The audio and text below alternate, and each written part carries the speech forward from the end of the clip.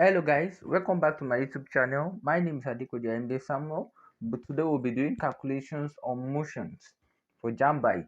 So please take note of this calculation very well because all the calculations I'll be solving today are from what JAMB past questions under what motion. So today we are doing calculations of what motions, calculation of questions on the motions.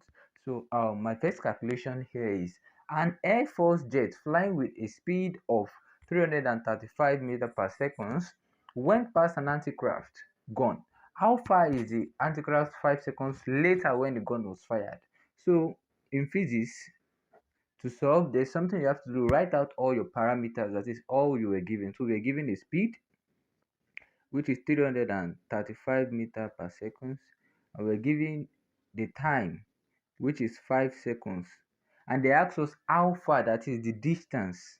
Whenever you hear how far in physics, it means distance. How long means time. So here they use the word how far, so it means distance. Now in physics, there's a relationship between velocity, distance and time, which is velocity equals to distance over time. Velocity equals to distance over time.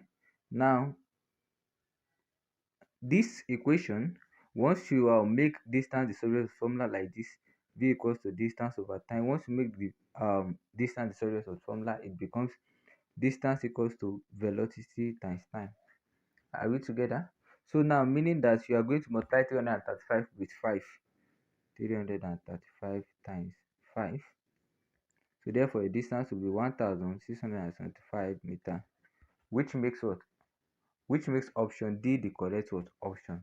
So please, this is just how to what calculate in physics. Write out your parameters, ensure you know the formulas of motion, then practice, and you get what you get perfect. Now guys, look at this question, case 2. A palm fruit dropped to the ground from the top of a tree 45 meters tall. How long does it take to reach the ground? Now I said the first thing you have to do is what? Take down your parameters. We are given an height, which is 45 meter. And we're given what? We're given nothing again, and we're asked to look for time. I told you that how long, how far means distance, then how long means time. Please remember these two phrases so that you know what they means. So then you should know that anything that is what above the ground, gravity is affecting it. So therefore gravity should be 10 meter per second square. Now what is the suitable formula to use in calculating this question, so I will get our time. Now please take note of this formula I'm going to use.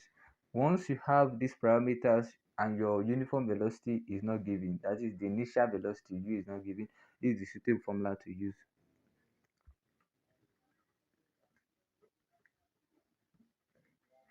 So h is what? 45, half is 0.5, g is what? 10, and we have to look for our t square. Now 45 equals 0.5 times 10 is 5. So 5t square.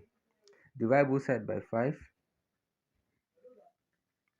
and we have t square to be 9. Are we together? So now square rooting both sides, then we have t to be what? 3 seconds. So therefore the right option is option D. Now this case 2 studies of calculations under what? Of questions under motion. Now the reason I'm doing these stuff is that what JAMBs require of you is what? Is the full details, is the full knowledge and understanding you have about the topics. Does not matter how many topics you have covered. So that's why I'm solving these questions, more calculations on that one topic, so that you gain full knowledge about that topics when it comes to what calculation. So these questions, we're going to solve it now. Two particles x and y starting from rest cover the same distance. The acceleration of x is twice that of y. The ratio of the time taken by x to that taken by y is. So now for this question, I need to write down with the parameters. So for two particles x and y, they are starting from rest and cover the same distance. So that the particle have distance x and the other particle have distance y. The two start from rest, and then the two start from rest. The acceleration of x is twice that of y. So if the acceleration of y is ay, Therefore, the acceleration of x will be twice of y. So that's what it means. And then the ratio of the time taken. So time for x is tx and time for y is ty. So now we are asked the ratio of time taken, that is tx to ty. What will it be? So now I told you, when your initial velocity is not given or is zero, when something is zero, is nothing. The suitable formula to use is this. Under motion, it is s equals to half at square. So here too, I'll use the same thing because we have two distance. S equals to half at square. Are we together? So it is now sx. So sx equals to what? 1 over 2. Let me input the parameter. Sx equals to half. A is what? 2a. Then t is what? A is 2ay. Then t is tx square. So xy, inputting the parameter, so is now half. A is what? Ay. And t is what? Ty square. So 2 can cancel 2. So sx, I'm now left with ay tx square. Sy, I'm now left with half ay ty square. So now, actually, we are looking for the ratio of tx to ty. So we need to divide these two terms to get that ratio. So therefore, sx divided by xy will now be sx is ay tx square divided by half ay ty square. Now ay can cancel ay. Now this place there's ratio of 1 here divided by 1 over 2. So punch 1 divided by 1 over 2 here. You have 2 coming up, 2tx square, and you have 1 in the denominator. So 1 times ty square is still ty square. So now distance divided by distance is 1 because the distance is constant. So we have 2tx square over ty square. So now we have 2tx square, ty square. Okay, what do? We are looking for tx square with ty square. Now to get this, we have to multiply both sides by 1 over 2. So multiplying both sides by 1 over 2 will have, multiplying both sides by 1 over 2, it becomes 1 times 1 over 2 equals to, sorry, I'm managing my space. 1 times 1 over 2 equals to, multiply this side by 1, both sides by 1 over 2. This one times 1 over 2 and this times 1 over 2. So 1 over 2 times 2tx square over ty square. Are we together? So now 2 can now cancel 2. So I left with 1 over 2 equals to tx over ty. We can group this in square like this. So the square still affects tx, it affects ty. So square rooting both sides now, we'll have the ratio of tx ty we are looking for. So tx to ratio ty is now square root of 1 is what? 1. And square root of 2 is not 2. So therefore I leave the square root with 2. So therefore it makes my option to be, option in the objective to be what? So it made it to be what? Option C. So that's the correct answer. Okay guys, now we have this question again. On the motion, a train has an initial velocity of 44 meters per second. Initial velocity u is 44 meters per second and an acceleration of 4 meters per second square. Acceleration of 4 meters per second square. The velocity after 10 seconds. Velocity time after 10 seconds. Now look at this thing. The what? The initial velocity is what? Decelerating. That is why all the velocity in this option is not up to the initial velocity. So it makes the acceleration to be what we call retardation or deceleration.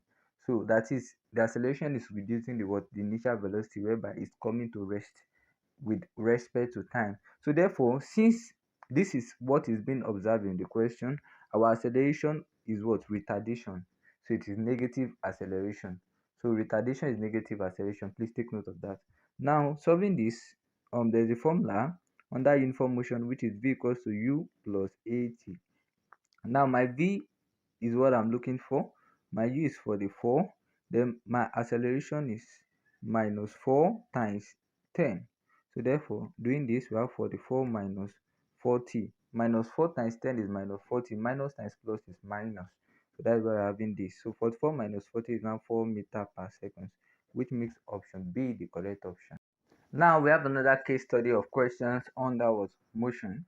If a car starts from rest and moves with a uniform acceleration of 10 meters per second square for 10 seconds, the distance it covered in the last 1 second of the motion is.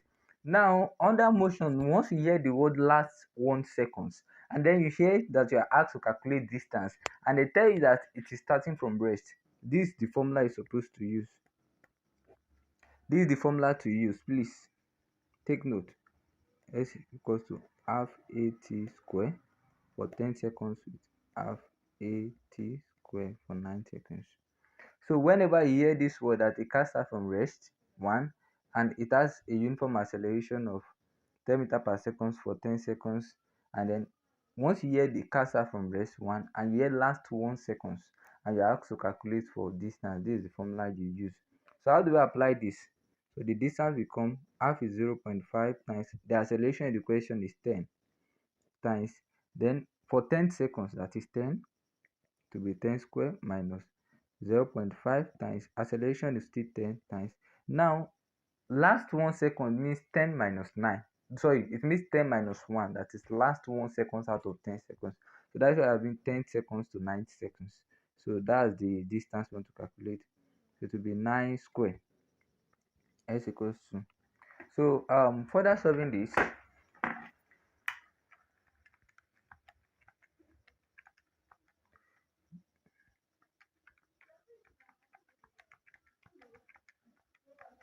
so this is now 500 minus 405. So my distance is now 95 meter, which is option A.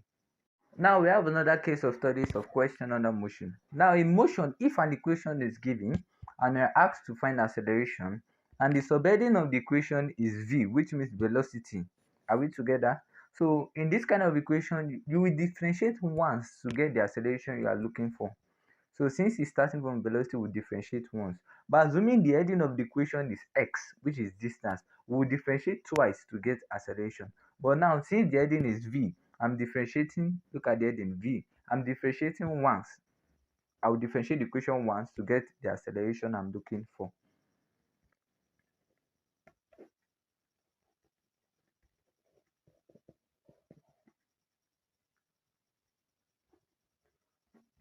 So the v, the t, that's differentiation. Once you differentiate ordinary constant, which is number without any alphabet, it is 0 in physics and math. So once you differentiate, if you want to differentiate this 2t squared, this is how to differentiate. Let me write it somewhere here. 2t squared. You will use the power to multiply everything. If you want to differentiate this, you use the power 2 to multiply everything. It becomes 2 times 2t squared. So I've used the power to multiply everything. You now take away 1 from the power. So 2 times 2 is 4. 2 minus 1 is 1. So anything raised power 1 is still that thing. So the differentiation is 40. So 40. So the v dt is now 40. So I told you if you differentiate, we have differentiated. Now if you differentiate once, it is acceleration. So therefore acceleration is now 40. Now what was the time given? The time is 5 seconds. So therefore 4 times 5. Therefore acceleration is now 20 meter per second square. Option C. Now look at this question carefully. Question 7. Which of the following graph represents a uniform acceleration? So now look at this. Sorry. Which of the following graph represents a uniform velocity? Now, velocity time graph is acceleration, so this is not the right answer. Velocity, this is not the right answer. So you should know velocity graph should be displacement time graph. So therefore, this is what velocity graph. This makes the option what the right answer. Option D. And also you should know when something is uniform velocity, that is it has no acceleration, so it will be traveling what straight like this. So but anything that has acceleration will be always slant, it will be slopey. Please take note of that. Thank you. So I will encourage you to what subscribe to my channel so that anytime, because we'll be doing this series over time. So this is episode 1, so that once episode 2 under Newtonian calculations under of motion under for JAMB is out, so you won't do what you won't miss out. Thank you.